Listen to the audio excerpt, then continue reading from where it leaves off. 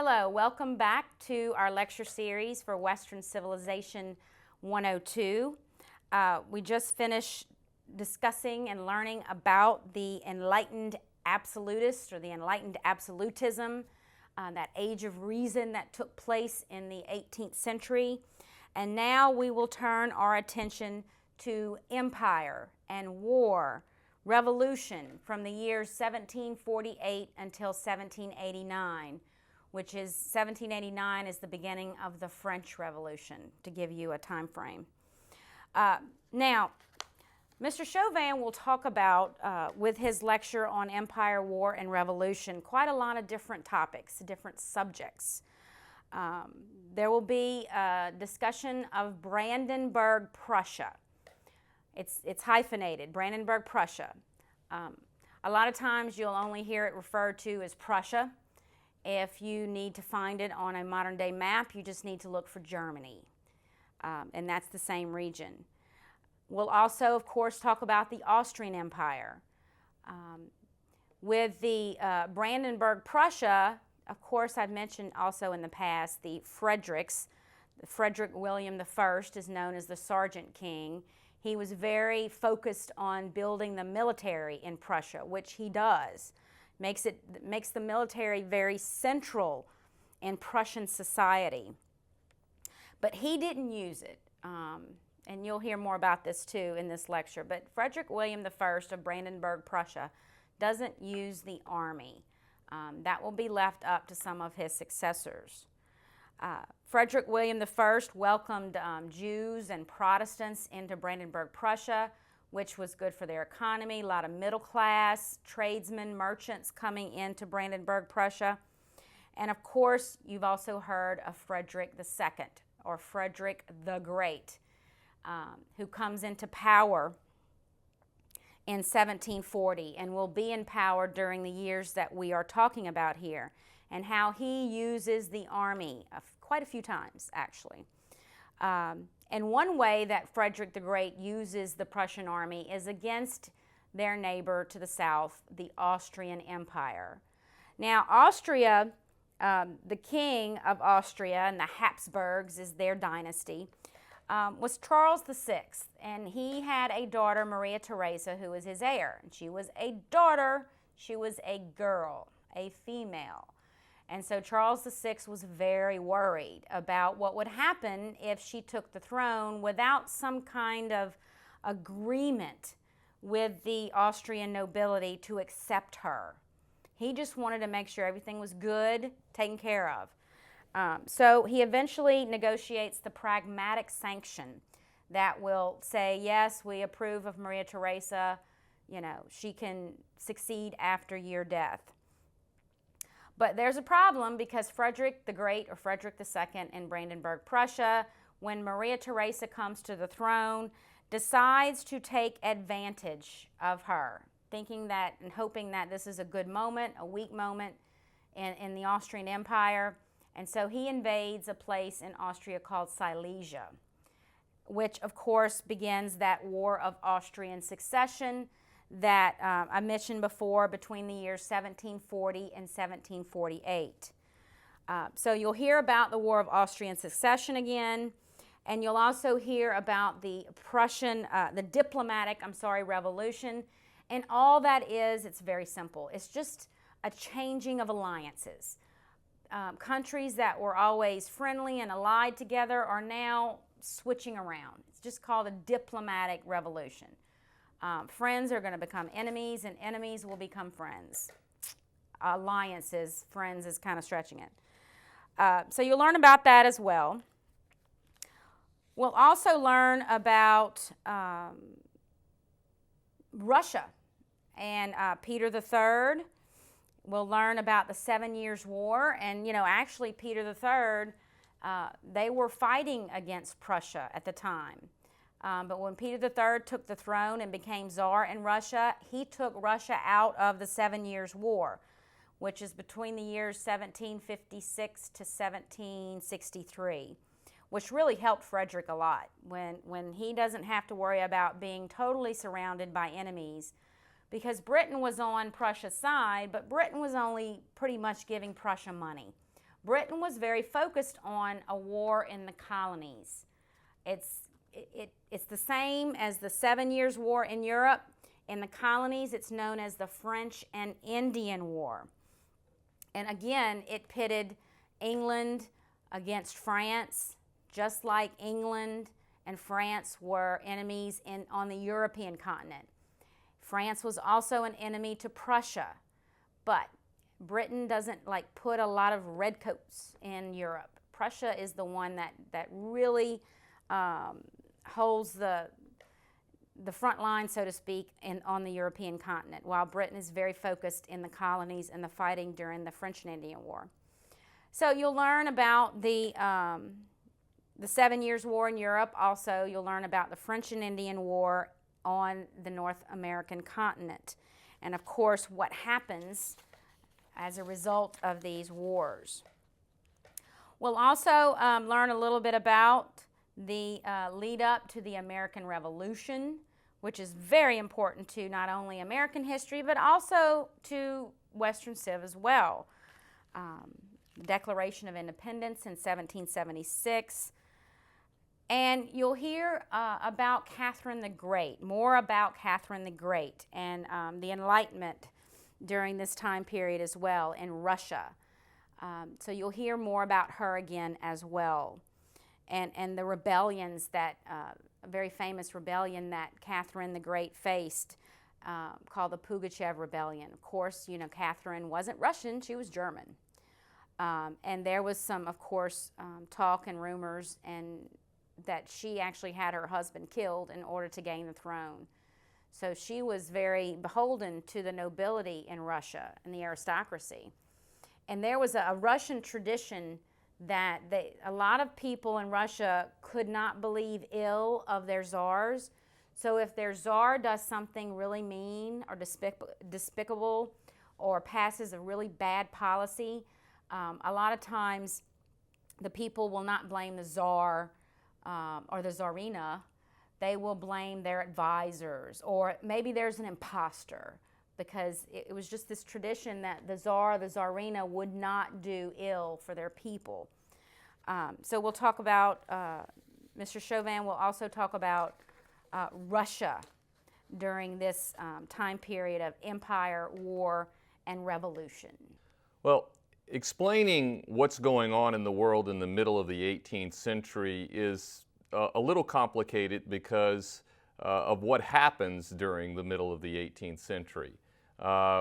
When you get to the middle of that century, things are going to change dramatically in Europe, and the changes in Europe are going to end up leading to changes all over the globe, because the European countries had established colonies in both of the Americas and also in Asia, and conflicts that arise in Europe are going to automatically and almost simultaneously spread throughout the globe.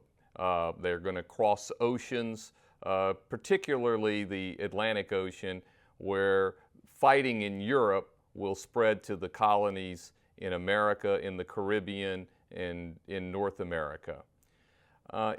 In the middle of the 18th century, you have a war that breaks out in Europe in 1740, known as the War of the Austrian Succession. This war breaks out after Charles VI of Austria, the Habsburg ruler of Austria and all of Habsburg lands. It's not only Austria that the Habsburgs rule over, but the Austrian Netherlands and parts of the Holy Roman Empire, parts of Italy. The Austrians control, the Austrian Habsburgs control a vast amount of territory in Europe. And when Charles VI dies, his daughter, Maria Theresa, becomes the Queen of Austria and the ruler of Habsburg lands throughout Europe. Now, before his death, Charles VI knew that he would not have a male heir to the throne. And that was a bit of a problem in this part of Europe because there had never been a strong tradition of female rulers in Austria or in Central Europe as a whole. So he comes up with what's known as the Pragmatic Sanction. The Pragmatic Sanction is basically a document that says that upon my death, my inheritance goes to my daughter. And not only is it stated in this document, but he goes around Europe getting all of the other royal houses of Europe and all of the areas of the small principalities and imperial cities and larger kingdoms to agree that this is what will happen upon his death. And he eventually dies in 1740. When he does, Maria Theresa becomes his successor, and immediately you're going to have some countries that go against the Pragmatic Sanction, most notably Frederick II, who is the King of Prussia. He will invade an area that's controlled by the Habsburgs, an area known as Silesia, an area to the north of Austria.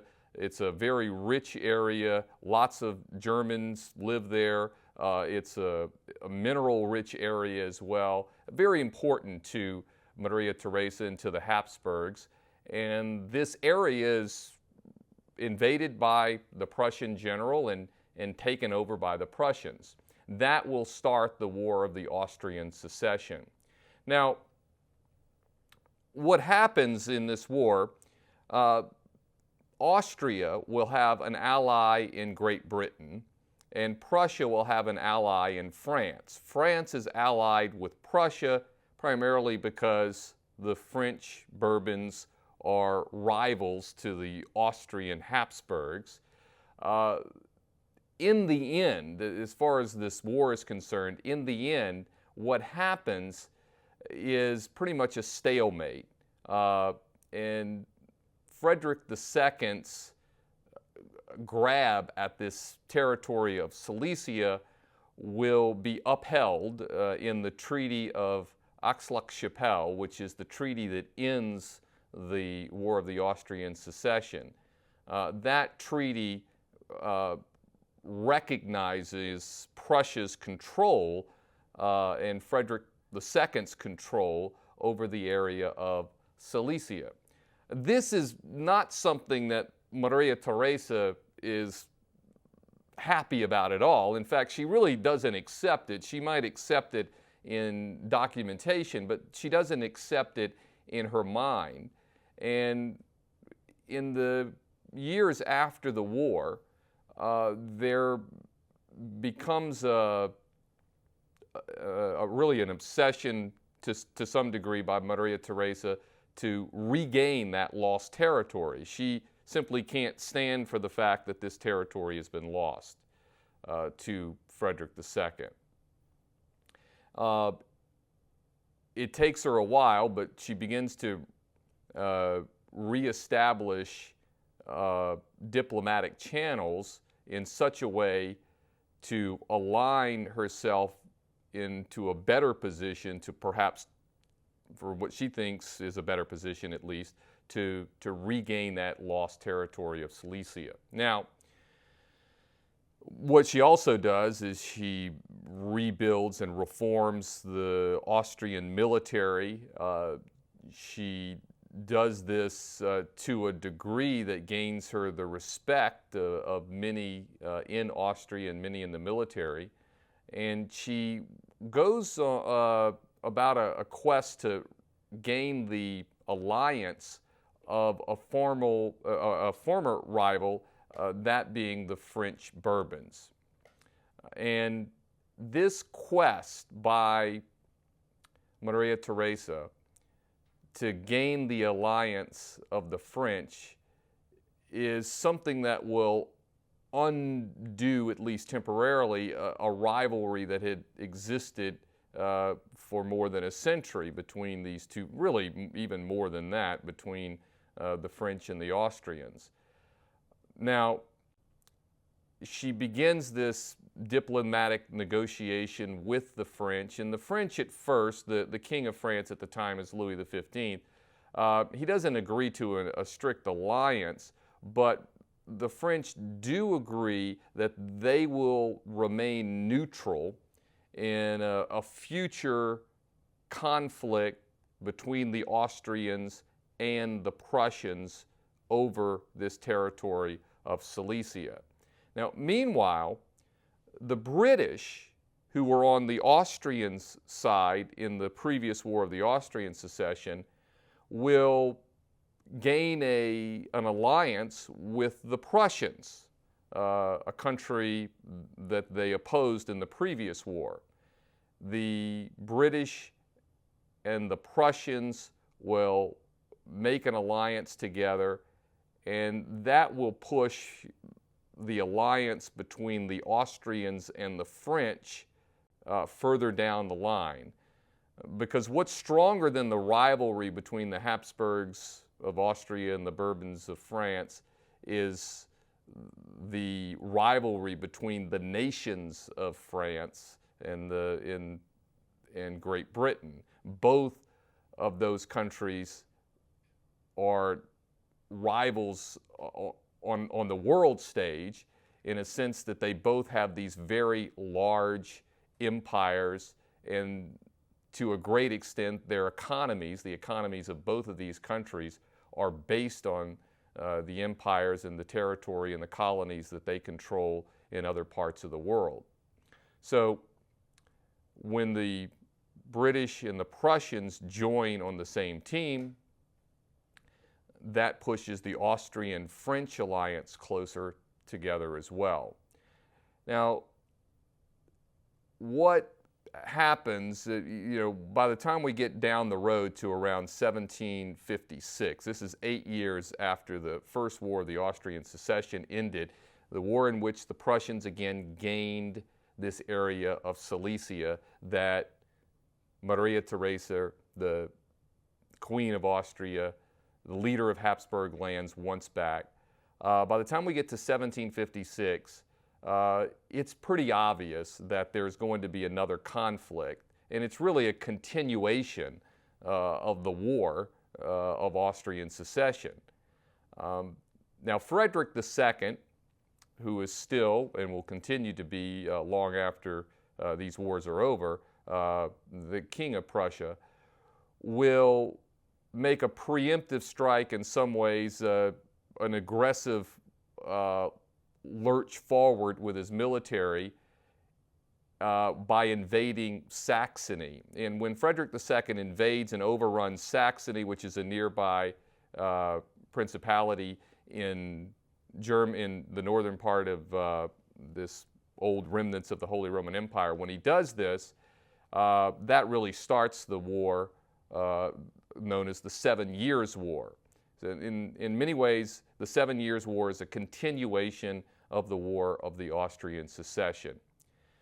So the war breaks out, and the battle will immediately be over Frederick holding on to this area that he originally took, known as Silesia.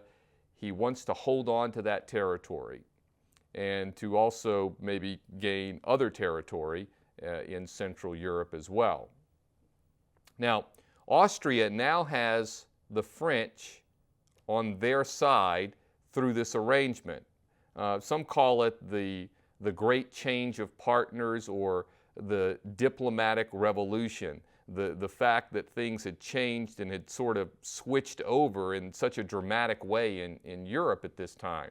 The Habsburgs and the French getting together to a degree, the Austrians and the French getting together, is pretty revolutionary on a diplomatic sense, and for those two to be on the same team is pretty dramatic. But the French begin to realize that the real enemy in Europe will not be the Austrians. It's going to be the rise of a very strong Prussian state, which started off as the fragmented Brandenburg Prussia that has grown now into a true country, a true nation state with a very powerful army. In fact, much of their existence is based on the strength of their army. The French recognize that the Prussians are going to be a force to be reckoned with, and to a degree that is why they decide to side with the Austrians to check the Prussian, the possible advancement of the Prussian state. Now, not only do you have the French and the Austrians on one side, and you also have teamed with Austria and France, Russia. Russia also sees Prussia as a growing, aggressive military power in Central Europe, beginning to threaten areas to the east in the direction of Russia. And because of that, the Empress of Russia at the time, Elizabeth, decides to go in with the Austrians. And the one thing that Russia has, besides a vast amount of territory, is a big population based on the vast amount of territory. And she's able to supply the Austrian side with more than 80,000 troops against the Prussians. So you have the French, the Austrians, and the Russians against Prussia and Great Britain. Now, Great Britain, as far as this European version of the 7 Years' War, is not going to really focus on Europe. What they do for Prussia as being an ally is they supply funds, they supply some troops, but they basically are going to funnel them money and equipment for their effort against their foes in Europe, the Austrians, the French, and the Russians. So you have this small, relatively small European state known as Prussia that has to fend off France, Austria, and Russia.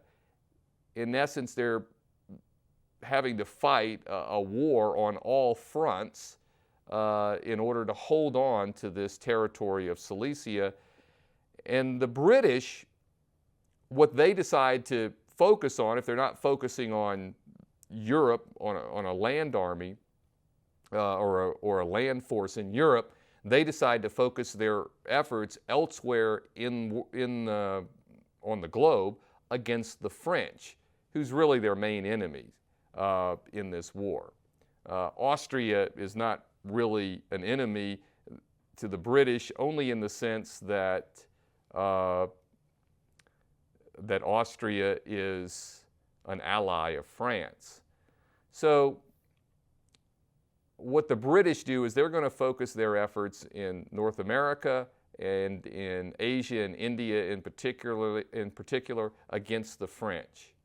Now, what happens as a result of the Prussians being essentially closed in on by the forces that have a much greater number is that Frederick II and Prussia will be in trouble. In fact, they get to the point to where they're not really able to hold on to that territory of Silesia. And it's beginning to look, as the war drags on, again, it starts in 1756, but by the time you get to 1760, 61, 62, it looks like that Prussia is going to lose this territory simply because they're outnumbered and they're basically wearing the Prussian forces down. And what happens at this point in 1762, January 1762, Elizabeth, the Empress of Russia, will die, and the throne goes to Peter III. Now, Peter III happens to be a great admirer of Frederick II, who is the King of Prussia. And when he becomes the leader of Russia, the Tsar of Russia, he decides to pull the Russian troops out of the fight. And really, essentially, instead of being an enemy, being an ally of the Prussians. So the Russian troops that were there, he basically pulls them out of the fight, which leaves the Austrians and the French against the Prussians. And when he does that, essentially switching sides, that is going to breathe life into the Prussians and into Frederick II's goal of keeping this territory of Silesia. In fact, that's exactly what happens. As a result of first Elizabeth dying, Peter III gaining the throne in Russia, you have Frederick II able to hold on enough to keep that territory of Silesia, which of course was the main goal of Maria Theresa in fighting this war. She wanted to get back that territory. But because the Russian troops are out, there's not going to be enough for the French and the Austrians to dislodge the Prussian army from this territory. And as things drag on, as we get to 1763, the exhausted forces on all sides will eventually sign what's known as the Treaty of Paris, which concludes this 7 Years' War. And what happens is, in Europe, is that Prussia will keep this territory of Silesia. Maria Theresa will have to recognize Prussian ownership of this territory, something that she did on paper after the War of the Austrian Succession, but really refused to do in her heart. Now she's going to have to accept the fact that this territory is lost after this 7 Years' War, after all the sides are exhausted. And there's no way that the Austrians and the French are going to be able to remove the Prussian forces. Now, what goes on outside of Europe? In essence, in Europe, nothing really changes. This war is fought over a period of 7 years, and it's the status quo after the war. Everything is still in place. The territory that Prussia and Frederick II held, this territory that they took from the Austrian Habsburgs in the War of the Austrian Succession, will remain in Prussian hands. So nothing really changes. Now, things do change dramatically in other parts of the world as a result of this 7 Years' War. This 7 Years' War, also known as the Great War for Empire or the French and Indian War in North America, is a war that dramatically changes the territorial boundaries. It doesn't change anything in Europe, but in North America, it dramatically changes the boundaries. What the British, as I said, what the British decided to do in the 7 Years' War is to focus their attention on North America. The British realized that they're not going to change any territorial boundaries in Europe as this war is being fought, but they can change them and dominate the seas, dominate colonial possessions in America, and therefore have a stronger economy and a stronger navy as they control the seas. And so William Pitt the Elder, the minister leading Europe, leading England at this time, Britain, is going to commit the majority of his resources, as far as military resources, to the effort in North America. The numbers of British soldiers coming into North America will undo French control over anything that they have on this continent at that time. The French actually controlled a greater territorial area than the British did in North America.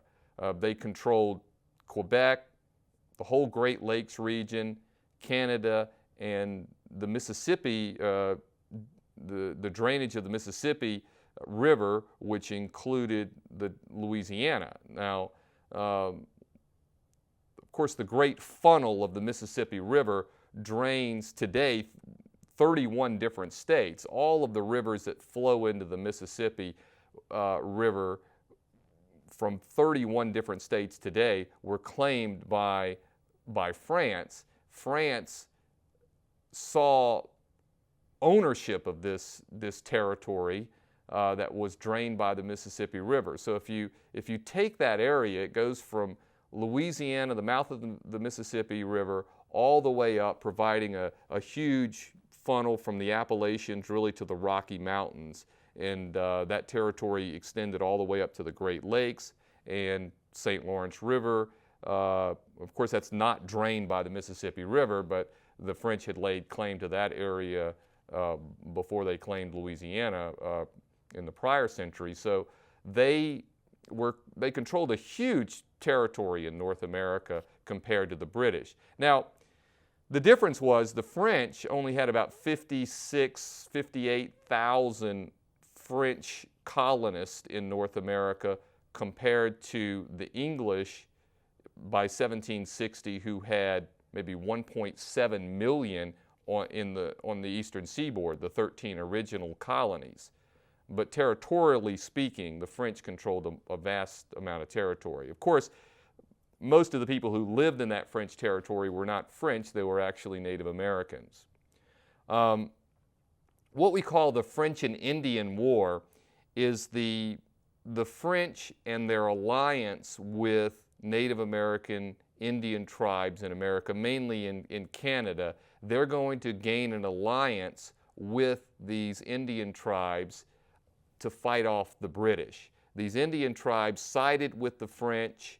They got along better with the French. There weren't as many French in North America, so they side with the French with the possible expectation of kicking the British out and the large British presence out of portions of North America. So this effort, it's really the same thing as the 7 Years' War, the French and Indian War is what it's called here in North America, is going to be a battle between the British and the French, and the American colonists also joining in the effort, which of course are subjects of the British Crown, and then the French colonists, subjects of the French Crown. Those forces are going to meet in this French and Indian War.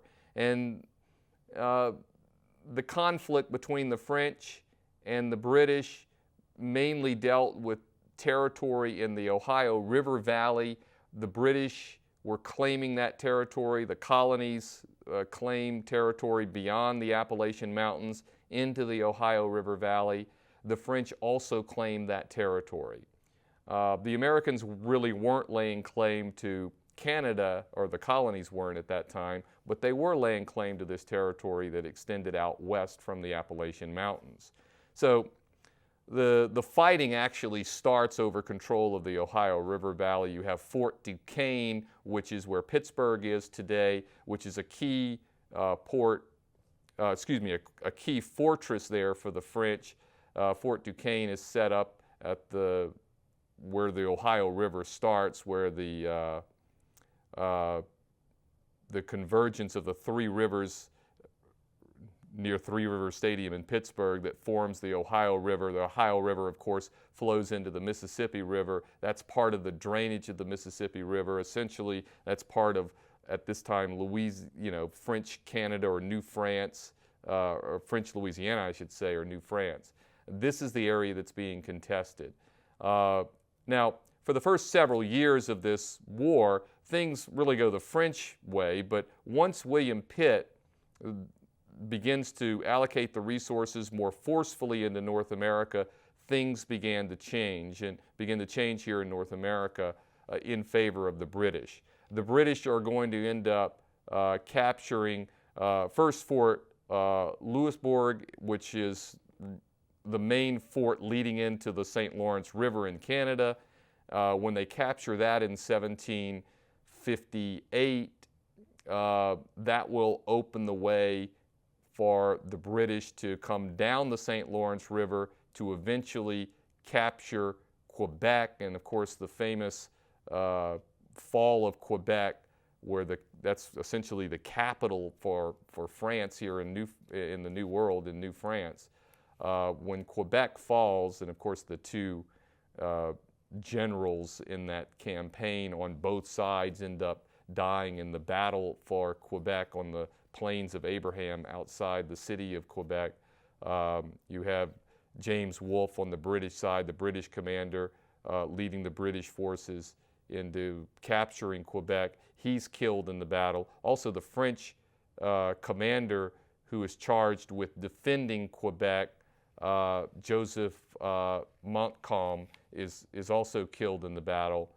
But the British do gain control of Quebec in 1758. And the French commander Montcalm, Joseph Montcalm, will be killed in the battle along with the British commander James Wolfe. Quebec will fall to the British in 1759, and when Quebec falls, it's not long before Montreal falls a little bit further down the St. Lawrence River. Eventually, the British are going to take over the area. The French the Indian allies of the French are going to fall away, basically getting out of the war. The Great Lakes fall to the British. Fort Duquesne in the Ohio River Valley falls to the British, and it will end up being a dramatic victory for the British in this French and Indian version of the war. One in which the French will be kicked off of the North American continent. If you were to look at a map prior to the French and Indian War, you would see that France controls a territory that's much larger than the British. After the Treaty of Paris in 1763, you're going to see a continent where the British have no presence at all. They're basically kicked off the continent. What the British are going to gain is they were going to gain Canada. Quebec becomes Canadian. Of course, the people there are still French. They still speak French there today. The area to the east of the Mississippi River, all the territory east, that includes the Ohio River Valley, all the way down to New Orleans, is claimed by the British. Now, the British are also going to gain control of Spanish Florida. The Spanish actually get involved in the fight on the French side at the end of the war, and they're going to come out of it on the losing side. What also happens is Louisiana, New Orleans, which is the only area to the east of the Mississippi River, and then all of the territory to the west of the Mississippi River that is drained, that territory, which becomes the Louisiana Purchase territory, that part is given to Spain in compensation to some degree by the French, because the Spanish had lost, by entering the war, the Spanish had lost territory to the British, and so the British couldn't claim New Orleans, and they couldn't claim the western part of the Mississippi River territory by the time that the treaty deal was worked out, because they had no presence there militarily. So the French were able to hold on to that, but then they deliver it to the Spanish as a result of the Treaty of Paris. Now, what happens as a result of this? The French are off the continent. Spain now controls New Orleans, which is a French city, and Louisiana west of the Mississippi River, and everything on the east side from Florida all the way up through Canada belongs to the British. A spectacular win by the British, who also controls the seas. They become the dominant colonial power as a result of this spectacular victory in the 7 Years' War / French and Indian Wars. Not only that, the French are going to remove, during the process of this war, the French are going to remove French presence in India.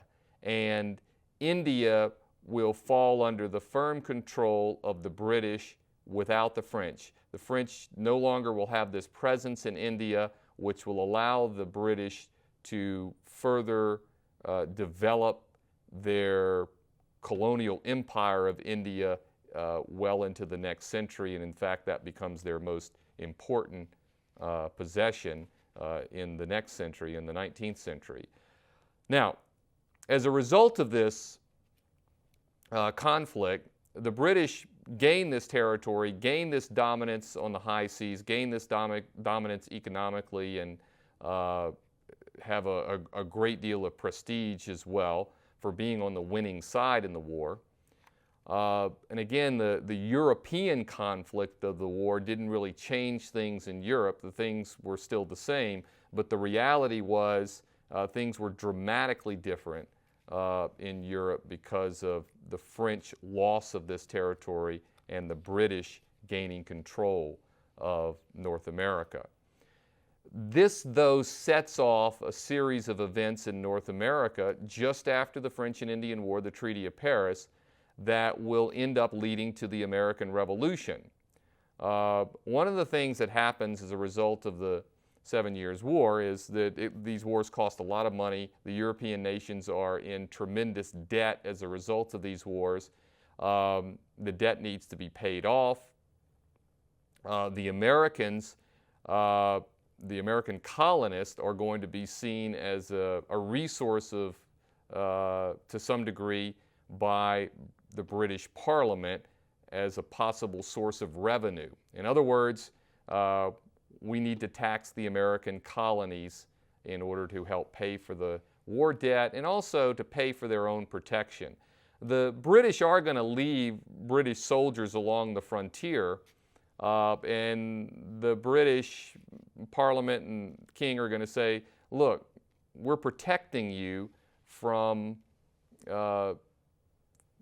future conflict, and so you need to pay for that protection.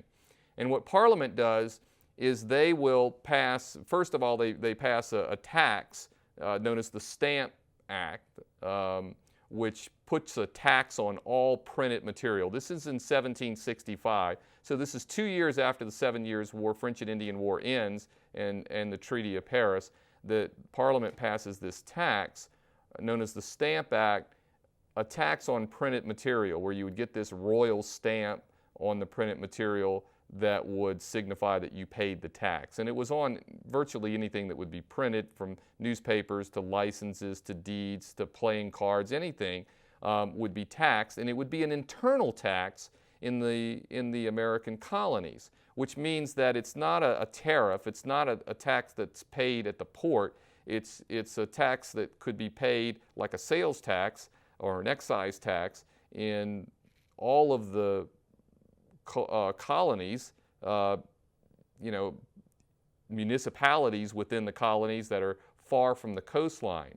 Now, the problem for the Americans is that they really had a tradition by this time of self-government for more than 100 years. They had done things for themselves as far as self-governing. They established their own assemblies and governed themselves in a way where they had very little direct influence from England.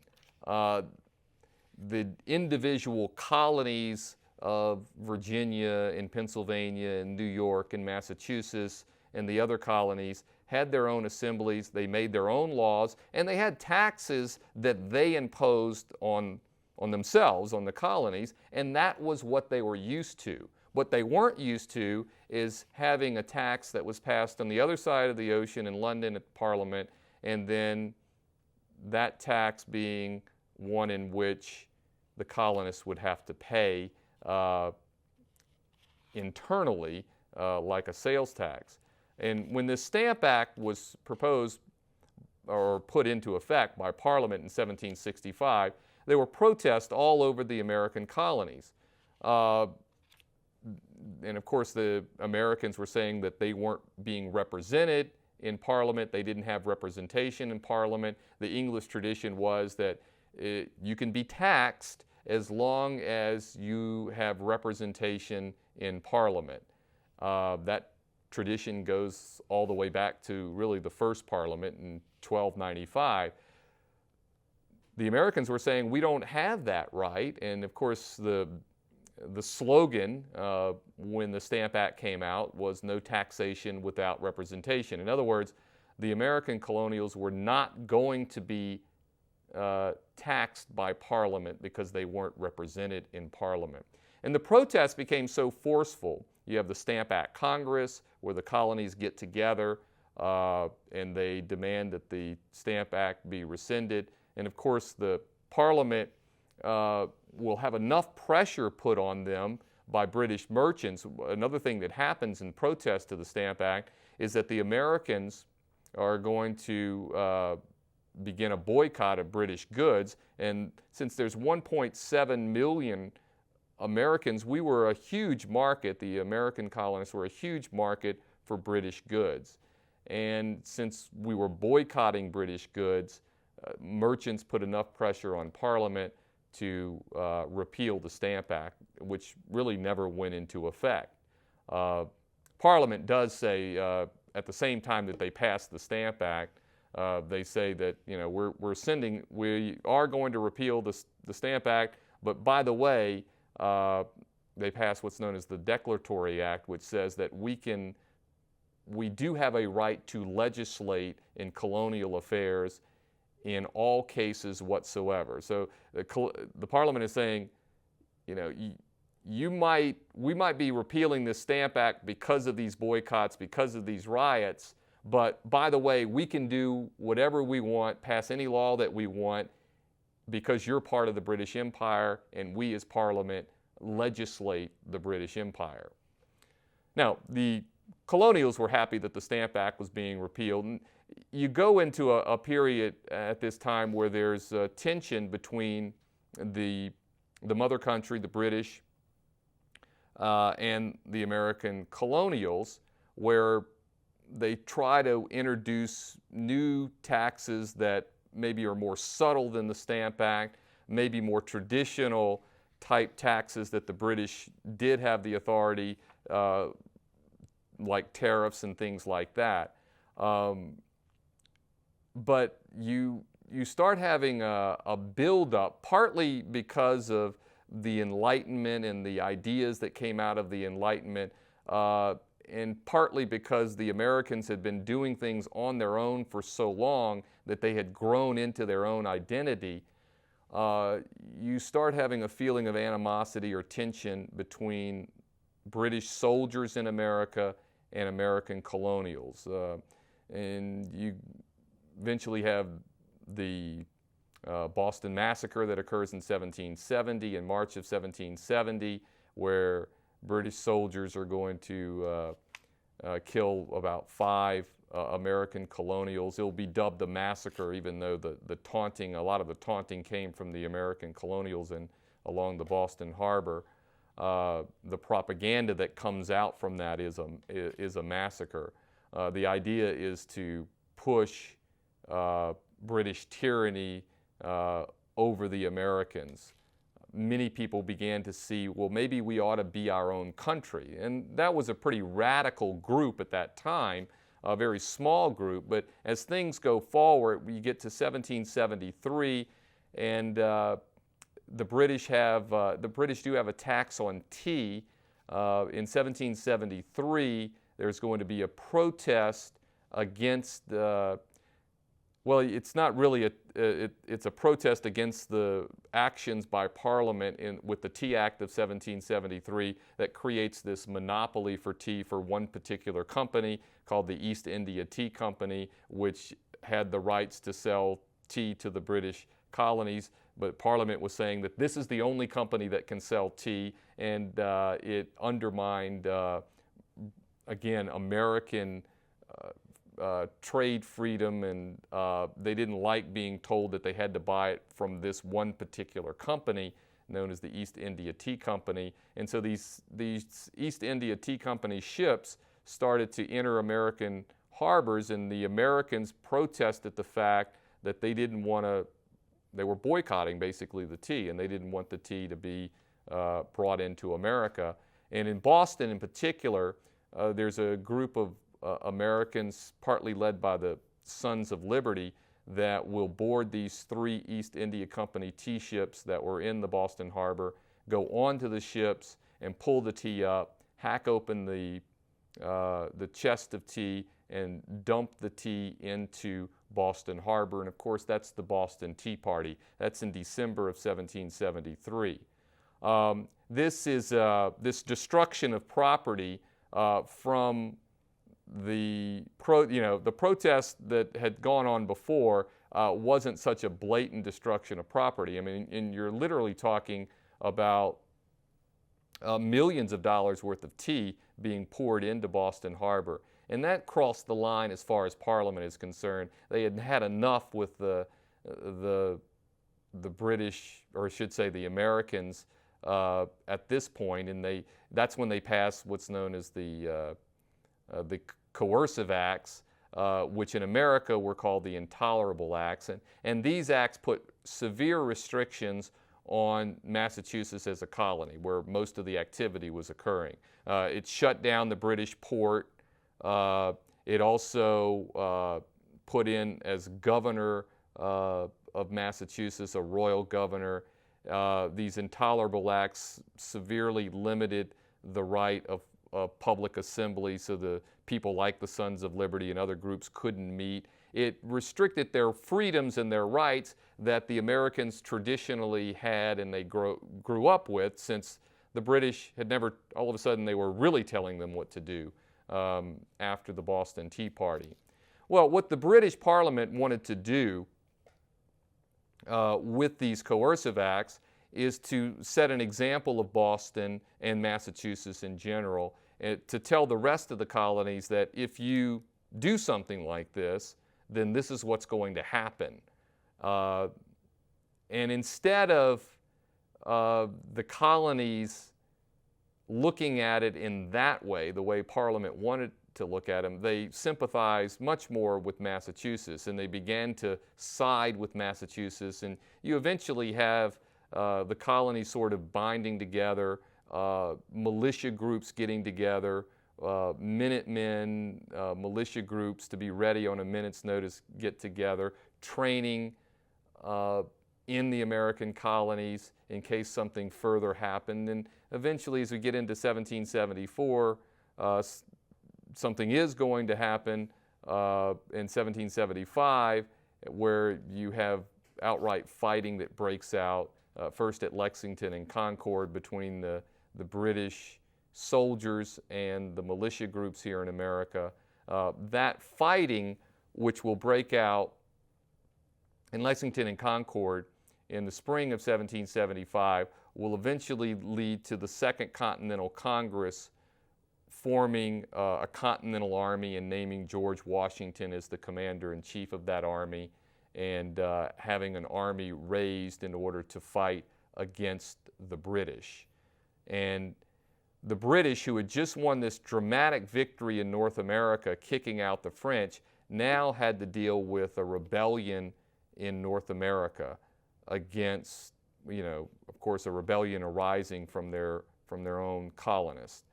Now, the army that is put together, when the fighting breaks out at Lexington and Concord, eventually it will spread. You have the Battle of Bunker Hill, which is a victory that the British won in Boston, but it was one in which the British lost a lot more lives, but they did gain the hill.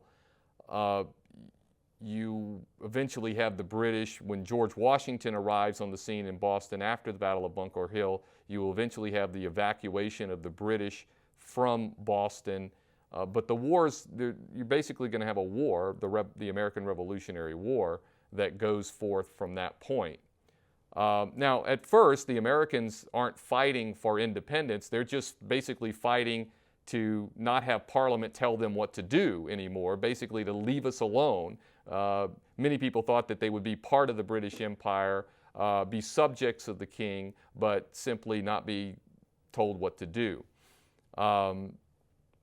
It's not until 1776 where the idea starts to really get ingrained and become mainstream of America fighting for their independence from Great Britain. That will develop in 1776 with Thomas Paine's Common Sense, published earlier in that year, and then the Second Continental Congress finally coming to the conclusion that they have to declare independence. And they come up with a committee of 5 people to draft a Declaration of Independence, which they do. And of course, the main author is going to be Thomas Jefferson of the Declaration of Independence, and he uses many of the ideals of the Enlightenment and John Locke in writing it. And the Second Continental Congress will actually vote on independence on July 2nd, and which could have been Independence Day. In fact, John Adams thought that that would be Independence Day, but they accept the document of the Declaration on the 4th of July. And the ideas of the Enlightenment are embodied in the Declaration of Independence, things like the natural laws of life, liberty, and the pursuit of happiness.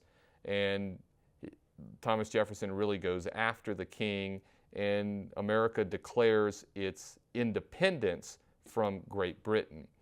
And of course, the whole John Locke contract theory is put in the Declaration itself, that people are born with these rights, that they're given to them by their Creator. People have these rights.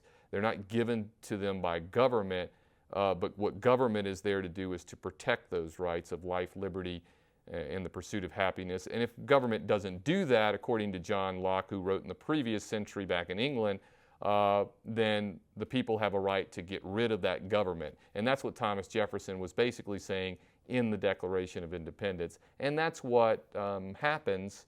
The Americans are going to declare their independence because they feel like the contract has been broken. Now, declaring your independence and having your independence are two different things. It's not as if the British just simply accept the document. That's not what happens. The war goes forward from there. The British Parliament and the King put a huge amount of resources into North America. The Americans are really outnumbered and outclassed to a large degree in having to fight this conflict with a ragtag army compared to this professional British army. In some ways, after the Battle of Saratoga, in which the Americans won, that allowed the French to come in on our side against the British. With the use of the French Navy, the Americans will ultimately gain a spectacular victory after Washington was able to hold on to his army long enough, being very good at retreating and running away from the British long enough to have a moment in October of 1781 in which the British soldiers became trapped by the French at Yorktown.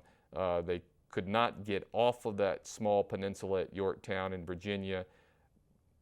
Washington's army closes in, and the British, Cornwallis, the commander of the British, is forced to surrender.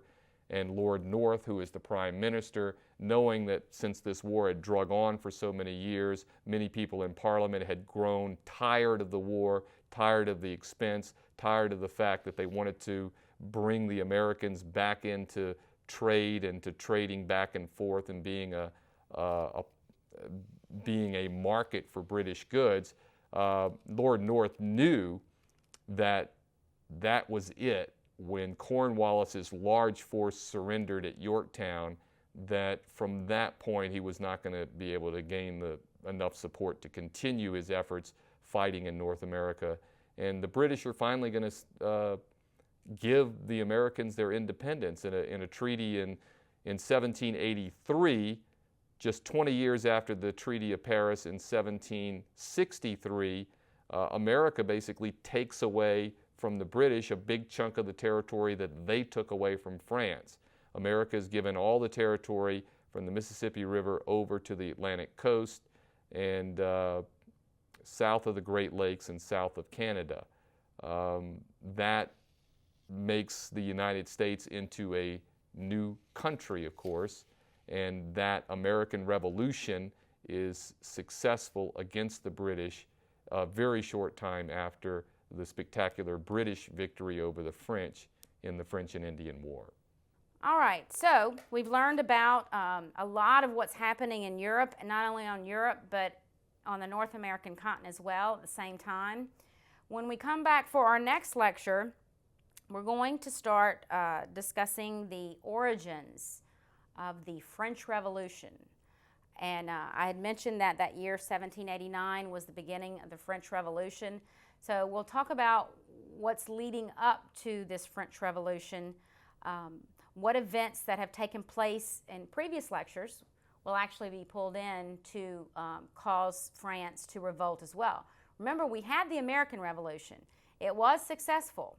So we're going to have to find out in upcoming lectures how similar or how different the French Revolution was to the American Revolution. Until next time.